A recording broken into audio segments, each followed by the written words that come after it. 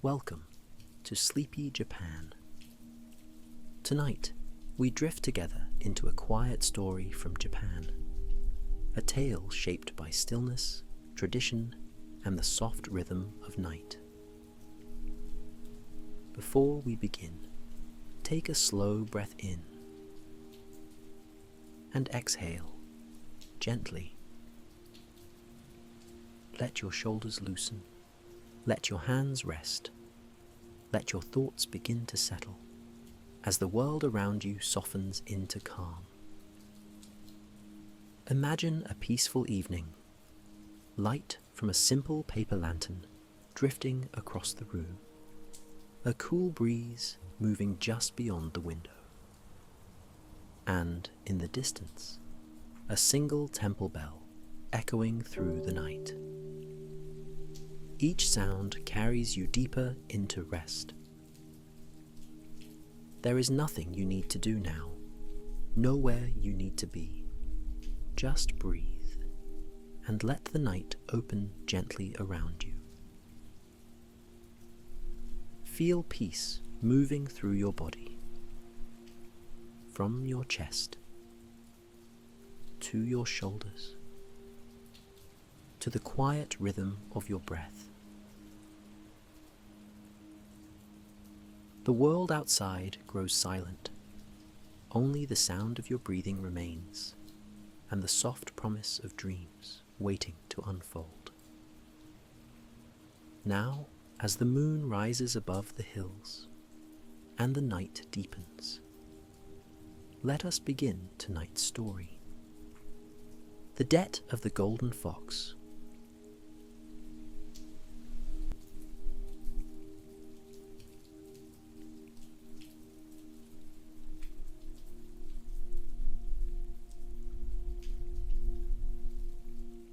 Before the cities grew tall and the old paths were forgotten, when foxes still spoke in dreams and kindness was a sacred thing, two friends set out one morning to gather the season's first ferns. It was spring, the gentlest of springs, when the plum blossoms had already fallen like snow, and the earth was beginning to remember warmth again. The two friends decided to walk together to the moorland, where the young ferns pushed up through the dark soil, tender and green as hope itself. They brought with them a boy to carry their provisions, a bottle of wine wrapped carefully in cloth, and a lacquered box filled with rice and pickled vegetables. The morning air was soft, almost trembling, as if the world itself were just waking from winter's long sleep. They walked slowly, these two friends, speaking little, for they understood that some mornings were meant for listening rather than talking. The path wound upward through groves of bamboo, their leaves whispering ancient conversations overhead, and past terraced fields where farmers moved like meditation itself, bending and rising, in rhythm with the earth. As they reached the moorland, where the hills rolled softly like the shoulders of sleeping giants, they began to search for the young ferns, those curled shoots that the season offered as its gift. The grass was still damp with morning dew, and each footstep released the scent of wet earth and green growing things. It was then, in that hushed moment between search and discovery, that they saw something that made them stop and grow very still. At the foot of a small hill, where the grass grew long and wild, a fox had brought out her cub to play. The mother fox, her coat the colour of autumn leaves in sunlight, sat watching with dark, intelligent eyes, while her young one tumbled and rolled, pouncing on butterflies that floated past like paper lanterns, chasing its own tail in dizzy circles of pure joy. The two friends stood transfixed, for it was rare indeed to see such a thing, this private moment of a mother's love, this brief window into a world that usually kept itself hidden. The cub was small, impossibly small, with ears too large for its head, and paws that seemed uncertain of their purpose. They watched in silence, scarcely breathing, afraid that even the smallest sound might break the spell. The morning light fell gently on the scene, turning the fox's fur to gold and painting long shadows across the hillside. But then, as if summoned by some cruel twist of fate, 3 children appeared from the direction of a nearby village. They carried baskets on their arms, sent out, like the 2 friends, to gather the spring ferns. Their voices carried across the morning air, bright and careless, the voices of those who do not yet know that the world can break as easily as it can bloom.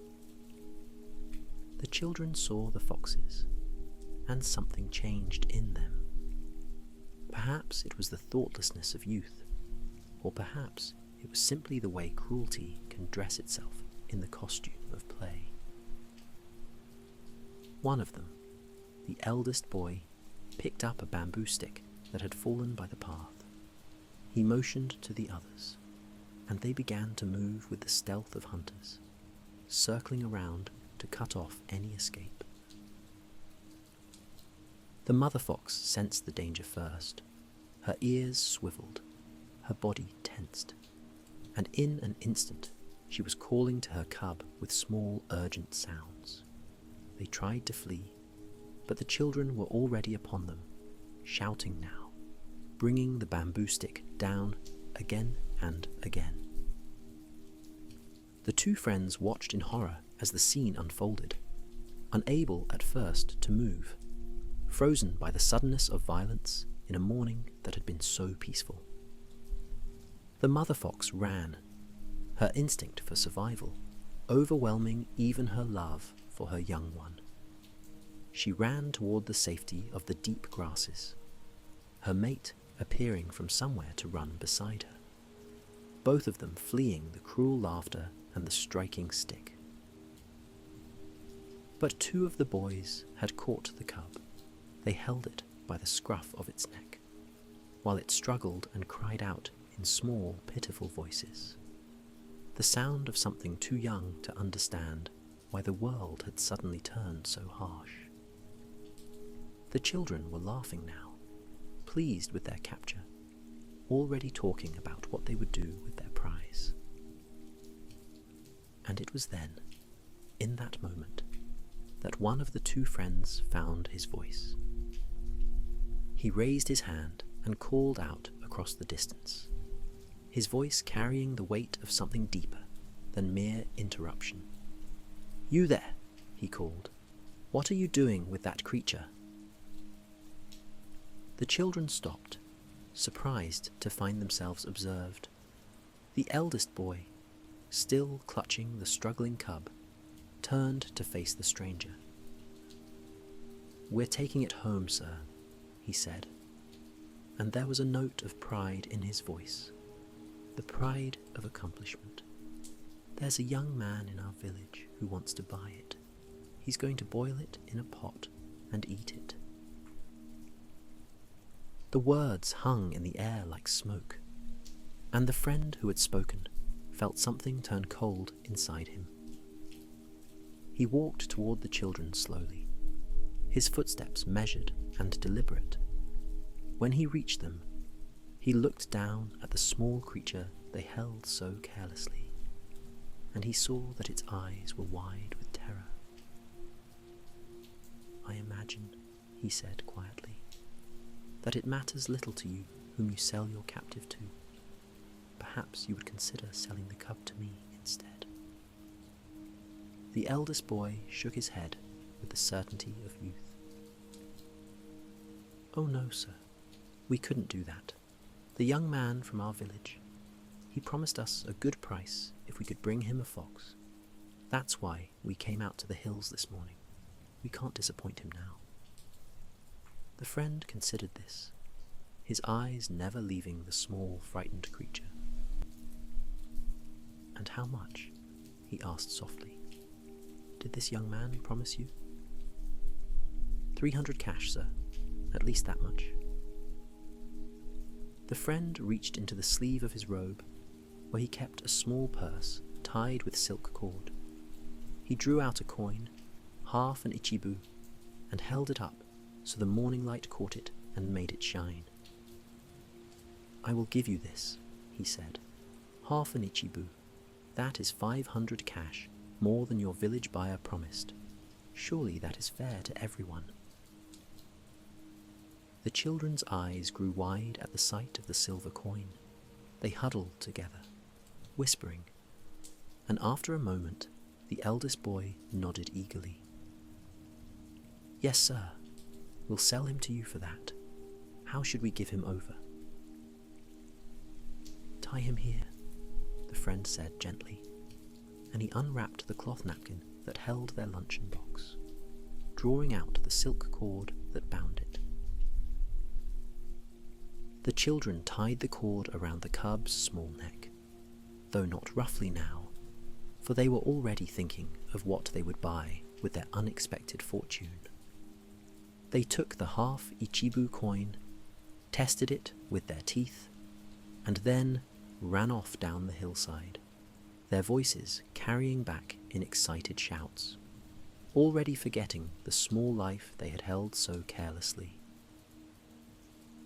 The friend who had not yet spoken, who had watched all of this with growing bewilderment, now turned to his companion with something like confusion in his eyes. "Well," he said, and there was a strange tone in his voice, "you certainly have unusual tastes. What on earth do you intend to do with a fox?" The other friend looked at him for a long moment, and when he spoke, his words came slowly, weighted with something that might have been disappointment. "How unkind you are," he said quietly, "to speak of my heart in such a way. Did you not see what we just witnessed? That small creature, so helpless and afraid, would have lost its life today had we not been here." He paused, looking down at the fox cub, which had stopped struggling now and sat trembling at his feet. "Of course," he continued, "if we had not happened to walk on this particular path this morning, if we had chosen some other direction for our wandering, then there would have been no help for it. The world is full of suffering we cannot prevent. But how could I stand here, having seen this small life in danger, and do nothing?" His voice grew softer, but more firm. "I spent only half an ichibu, a small sum, but had it cost me everything I own, I would not have grudged it. I thought you knew my heart. I thought we were friends who understood each other's nature. But today, you call me eccentric, and I see that I was mistaken in you." He drew himself up, and there was dignity in his bearing. "Our friendship," he said, "must end from this day forth." The words fell between them like stones into still water. The other friend, hearing this, felt shame bloom in his chest, like ink spreading through paper. He stepped backward and bowed low, his hands placed formally on his knees. "Please," he said, and his voice was thick with regret. "Please forgive me. I am filled with admiration, with more admiration than I can express, at the goodness of your heart. When I hear you speak thus, I feel how deep is the affection I bear you." He paused, still bowing, struggling to find words adequate to his feeling. "The truth is, I thought perhaps you meant to use the cub as a sort of lure. I thought you might pray to its parents to bring fortune to your household.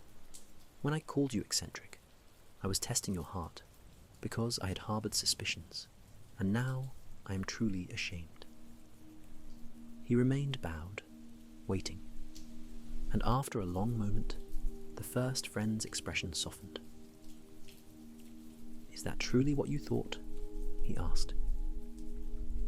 "I swear it upon my honour." "Then I ask you to forgive me for my harsh words." And so the two friends were reconciled, their understanding of each other deepened by the moment of discord. They knelt down together beside the fox cub, examining it with gentle hands. They saw that it had been injured, perhaps when the children struck it, for there was a small wound on one of its delicate paws, and it could not seem to put weight upon it. "What shall we do?" one murmured to the other.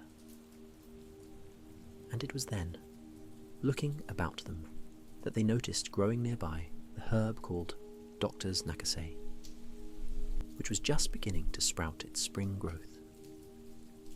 The first friend carefully plucked several of the small leaves and rolled them gently between his fingers, crushing them until they released their healing oils.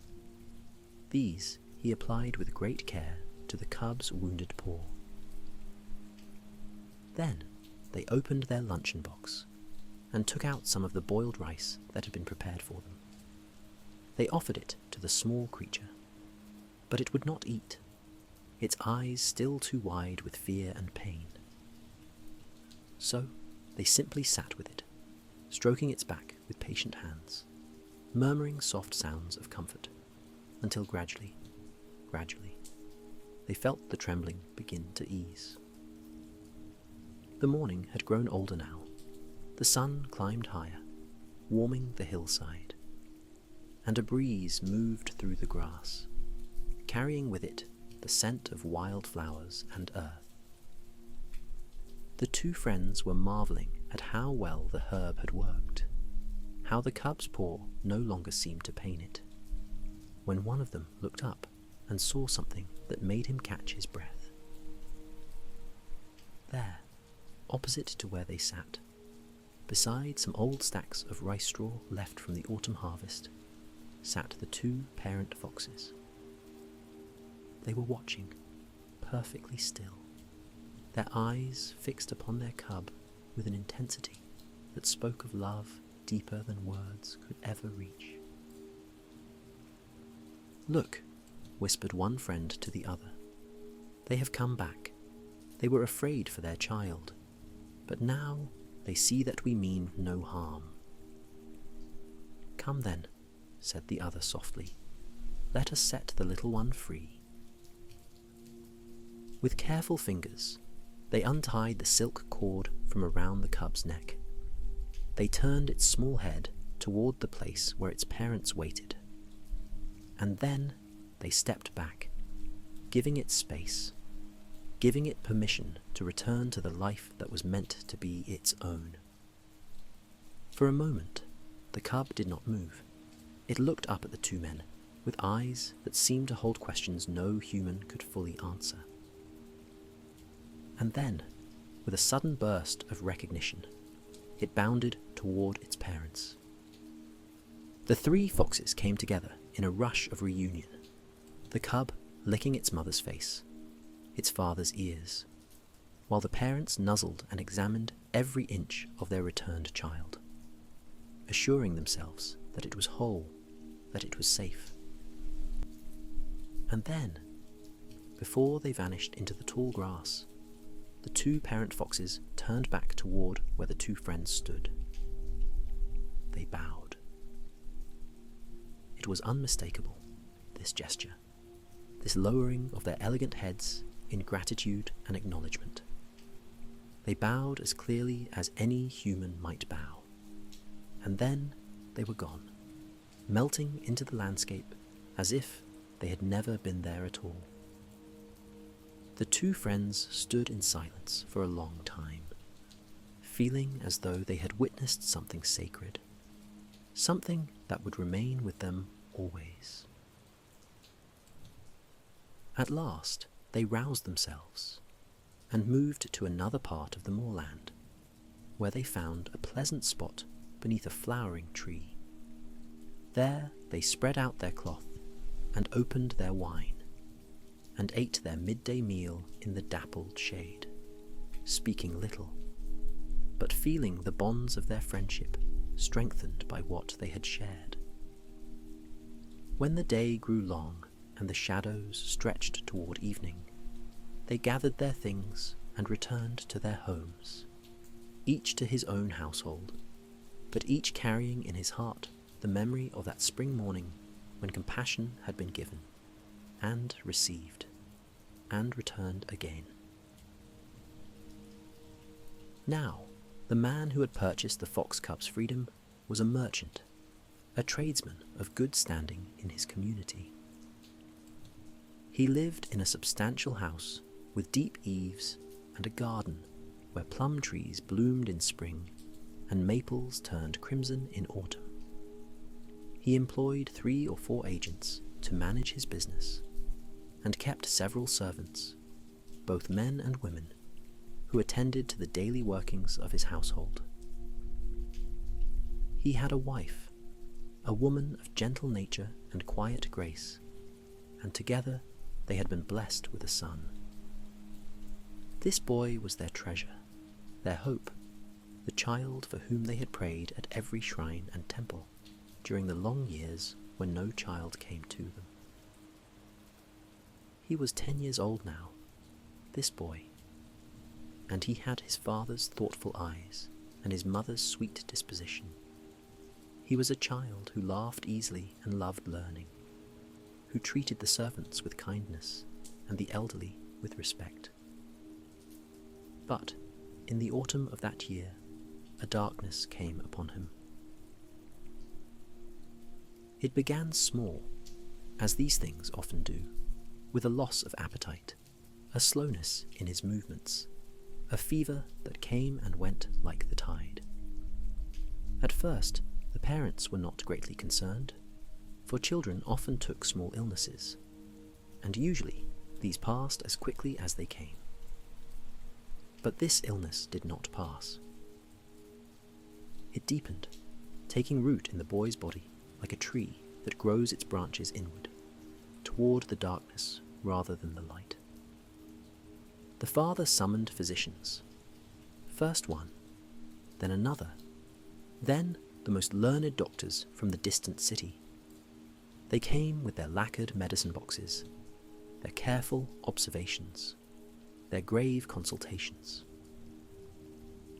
They prescribed powders made from dried herbs, decoctions brewed from roots gathered under the new moon, acupuncture needles placed at precise points along invisible meridians.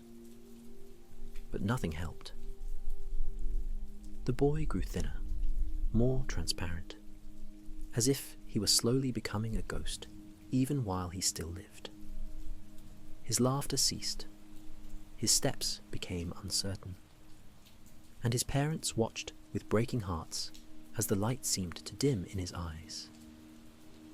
They tried everything the physicians suggested, spending whatever gold was needed, making offerings at every shrine within travelling distance. At last, when winter was approaching and the persimmons hung heavy on the bare branches, a famous physician came from the capital itself. He was an old man, this doctor, with a long white beard and eyes that had seen much suffering and much mystery in his many years of practice. He examined the boy carefully, feeling his pulse at 6 different points, looking at his tongue, his eyes, the colour of his fingernails. He consulted ancient texts bound in silk, and burned incense to clear his own mind. And then, at last, he turned to the parents with an expression that held both certainty and sorrow. "I know what ails your son," he said quietly. The mother and father leaned forward, hope rising in them like water from a deep well. "But the cure," the physician continued, "is difficult, very difficult indeed." "Please," said the father, "tell us what must be done. We will do anything, pay any price." The The old physician was silent for a long moment.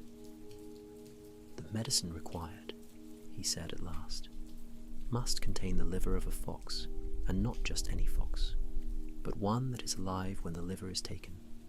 Only this, I am sorry to say, will restore your son to health.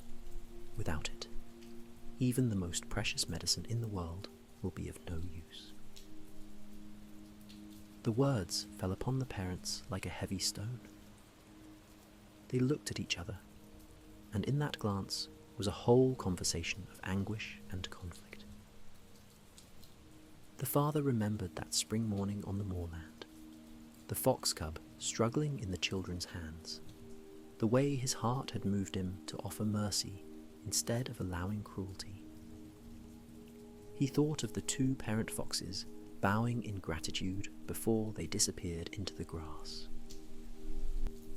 And he thought of his son, his precious son, lying in the next room with a face as pale as paper.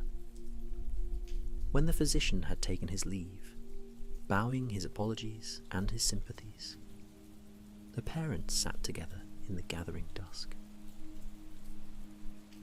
"We cannot do this," the father said at last. His wife looked at him, her eyes full of tears. "We cannot take the life of another creature deliberately," he continued, "even to save our own child. How could I, who once paid good silver to rescue a fox's life, now deliberately seek to kill one? What would such an action do to my spirit? What would it teach our son, if he lived?" He paused, his voice breaking. "And yet, how can I let him die?"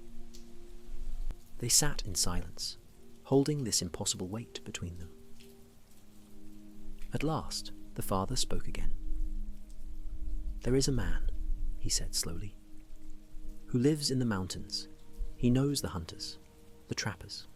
I will go to him, and I will ask him this: if he hears of any hunter who has killed a fox, for hunters kill many creatures in the course of their work, then perhaps he might obtain the liver for us." He looked at his wife with desperate hope. "We will not ourselves take a life," he said, "but if a life has already been taken by someone else, for some other purpose, then perhaps we might use what would otherwise go to waste." It was a fine distinction, perhaps too fine, but it was all they had. The next morning, before dawn, the father set out for the mountain village. He found the man he sought, a weather-worn hunter who knew the forest paths and the ways of wild creatures. The father explained his need carefully, making clear that he would not pay anyone to kill a fox deliberately, but that if, in the natural course of things, a fox should be taken, he would pay any price for its liver. The hunter listened gravely and promised to keep watch. The father returned home with this small hope and told his wife what had been arranged. And then they waited. Days passed, each one heavier than the last. The boy grew weaker. And then, on the night of the third day, when the moon was hidden behind autumn clouds, there came a knock upon the gate. The father hurried to open it, and found there a man he had never seen before. He was perhaps 35 years of age, dressed in the simple clothing of a mountain villager, with a face that seemed somehow both strange and familiar. "Good evening," the stranger said, and his voice was quiet, respectful. "I have come with a message from the man you commissioned to find a fox's liver." The father's heart leaped. "He was successful?" he asked, scarcely daring to hope. "He was," the stranger replied. "Last night, the liver you required came into his possession. He asked me to bring it to you at once." The man produced a small jar, sealed with waxed paper, He said he will come in a few days to discuss the price. The father took the jar with trembling hands. "Please," he said, his voice thick with gratitude. "Please stay the night. We must offer you hospitality, some token of our thanks." But the stranger bowed and stepped back. "Thank you, but I have already been paid for my trouble, and I have a relation in the next village whom I have not seen for a long while. I will pass the night there." And before the father could protest further, the stranger had disappeared into the darkness. The father stood for a moment at the gate, the jar held carefully in his hands, feeling as though something strange and significant had just occurred. But his son was dying, and there was no time for contemplation. He hurried inside and sent word at once to the physician. The old doctor came the next morning, and with his own hands prepared the medicine, grinding the precious liver with other herbs and minerals, brewing it slowly over a low flame, adding spring water drop by careful drop. The resulting decoction was given to the boy, and the parents waited, holding their breath, watching for any sign of change. And then, miraculously, the colour began to return to his cheeks. His fever broke. His eyes cleared. Within 3 days, he was able to sit up in bed, and within a week, he was walking about the room, weak still, but alive, unmistakably alive and mending. The joy in that household was profound, indescribable. The servants wept with relief, and the mother and father held each other and gave thanks to every deity they could name. And then, on the 3rd day after the boy's recovery began, there came another knock at the gate. The good wife hurried out to open it, and found standing there the mountain man, the one whom her husband had commissioned to find the fox's liver. "Oh," she exclaimed, her face bright with gratitude. Please come in. We are so grateful to you, so very grateful. The medicine worked. Our son is recovering. It is all owing to your kindness and skill." But the man looked at her with confusion. "Honoured lady," he said slowly, I am afraid I do not understand. I came today to make my apologies to you. The commission you gave me to find a fox's liver, it proved impossible. I searched. I asked among all the hunters I know, but no one had taken a fox. I came to tell you this, and to express my regret that I could not help you." Now it was the good wife's turn to look confused. But the messenger," she stammered. "The man who came 4 nights ago, he said he was sent by you. He brought us the liver in a sealed jar." The mountain man shook his head with certainty. "Honoured lady, I sent no messenger. I have not laid eyes on a fox's liver. There must be some mistake here." The good wife called for her husband, and together they described the messenger who had come, his age, his appearance, his words. But the mountain man could only shake his head in bewilderment. "I know no such person," he said, "and I sent no one to your house." When he had left, promising to inquire further into the mystery, the husband and wife looked at each other in growing wonder. That night, as they lay upon their sleeping mats, with their son breathing peacefully in the next room, the father found he could not sleep. His mind turned over and over the strange events, trying to make sense of what made no sense. And then, in the deep hours of the night, when even the insects had fallen silent, he became aware of a presence in the room. He opened his eyes and saw standing by his pillow a woman. She was perhaps 30 years of age, or a little more, dressed in simple robes of russet and grey. Her face was beautiful, but marked by great sorrow.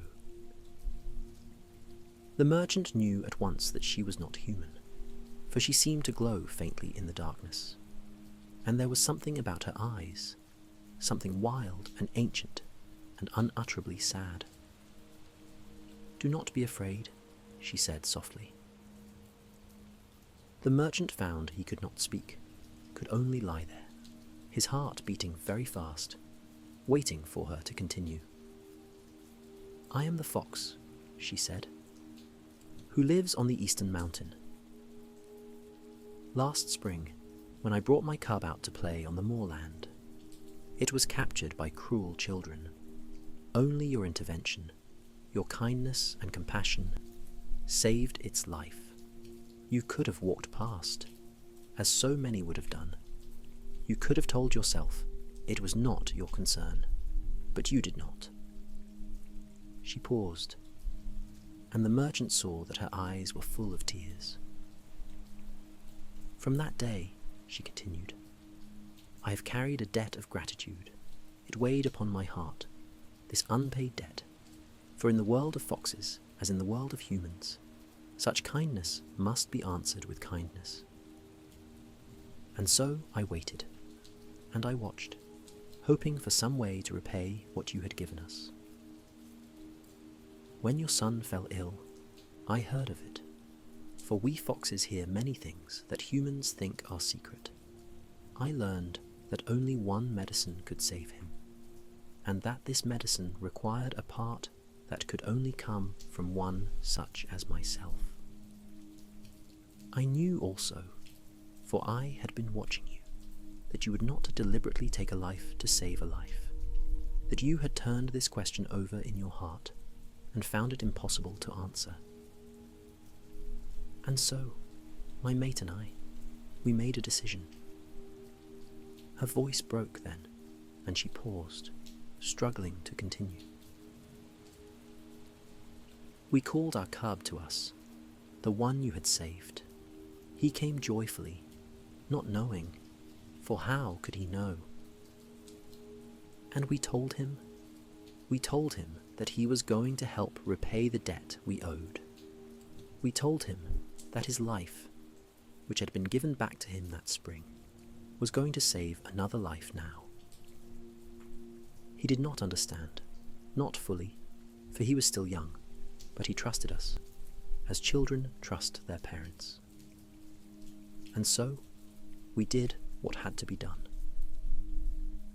My mate, his father, took the liver with his own teeth, and then he transformed himself into human shape and brought it to your house.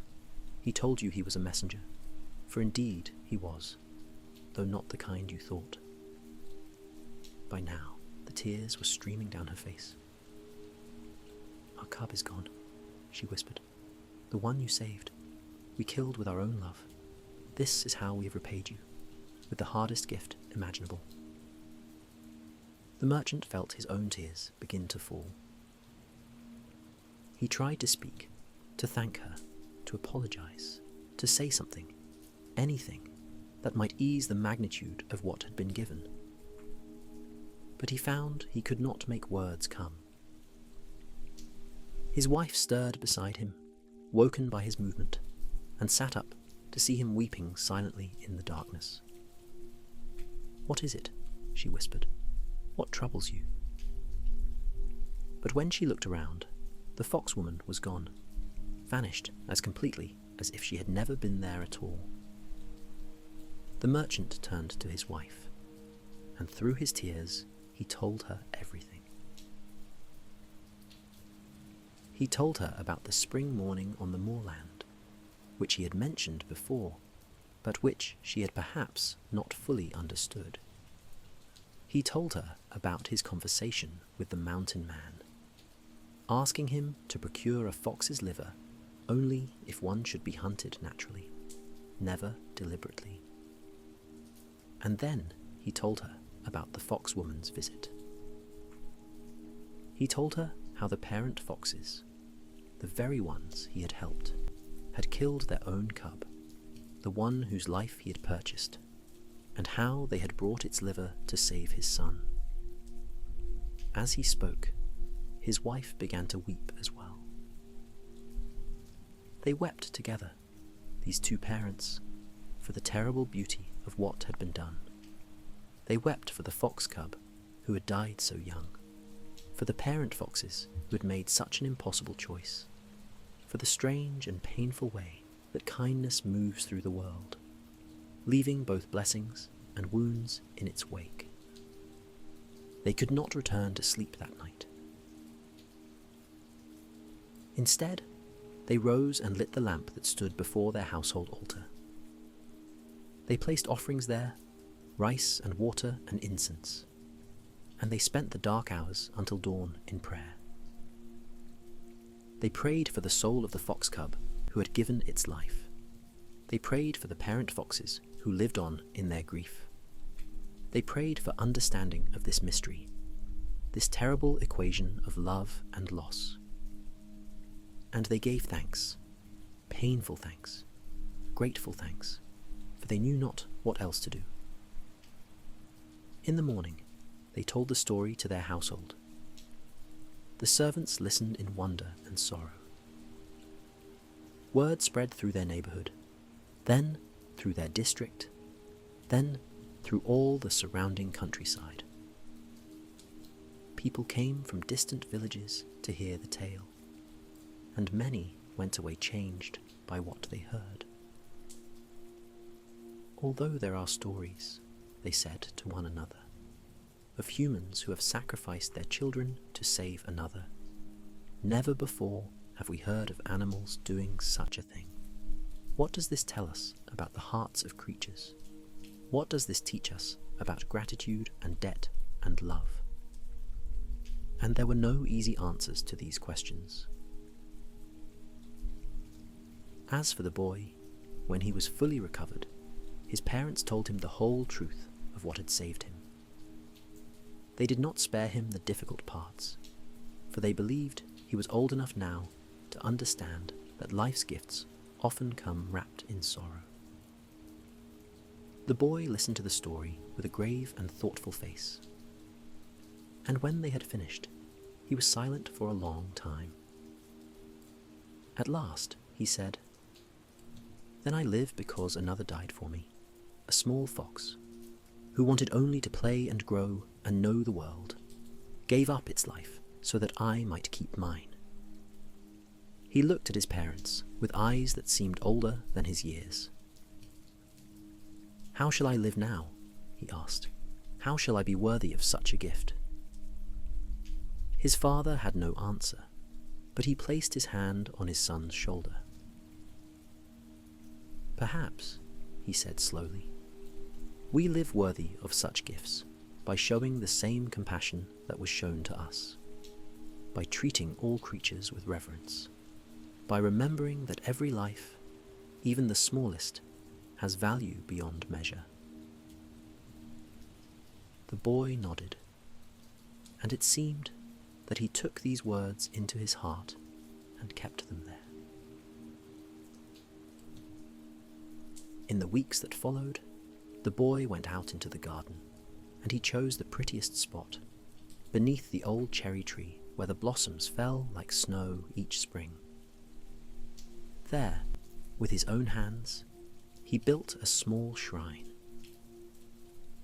It was simple, this shrine, made of smooth stones and carefully chosen wood. He carved upon it the characters for gratitude and remembrance, and he dedicated it to Inari-sama, the fox deity, in honor of the two parent foxes and their cub. Each morning, before he began his day, the boy would come to this shrine with offerings: rice and water, fruits in their season, and, in winter, dried persimmons and warm tea. He would bow low, very low, and he would speak softly to the spirits he believed lived there. "Thank you," he would whisper. "Thank you for your gift. I will try to be worthy of it. I will carry you in my heart all my days."